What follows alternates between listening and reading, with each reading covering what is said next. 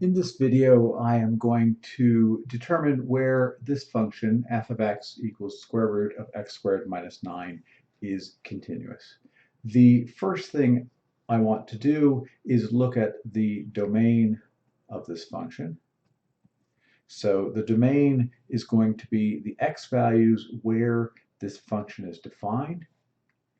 Again, if we look at the square root function, that needs a positive number or a number greater than or equal to 0 inside the square root. So the domain is going to be wherever x squared minus 9 is bigger than or equal to 0, which is x squared is bigger than or equal to 9. And so that would be x is bigger than or equal to 3, or x is less than or equal to negative 3.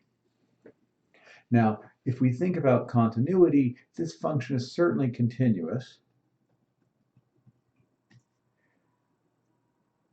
when x is either bigger than 3 or x is less than negative 3. So our question on continuity really is about the boundaries. What about x equals 3 or x equals negative 3?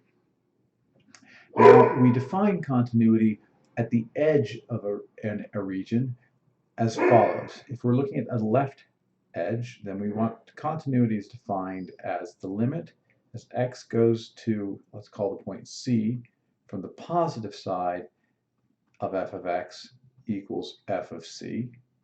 So that's our left. And on our right, so our right continuity is the limit as x goes to c from the negative side, f of x equals f of c. Now, if we think about 3, for example, that's on the left side of this region, x is bigger than or equal to 3.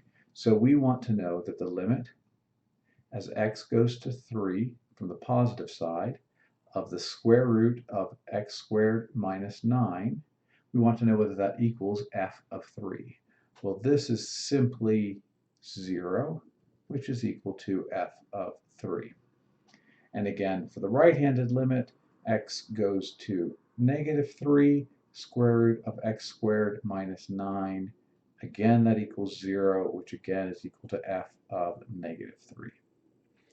So that says that the function is continuous not only on the interval x is bigger than 3 or x is less than negative 3, but also at the boundaries of that region. So we end up with continuous from negative infinity up to negative 3, including that left-hand boundary, union 3 up to infinity. And again, we're including the 3.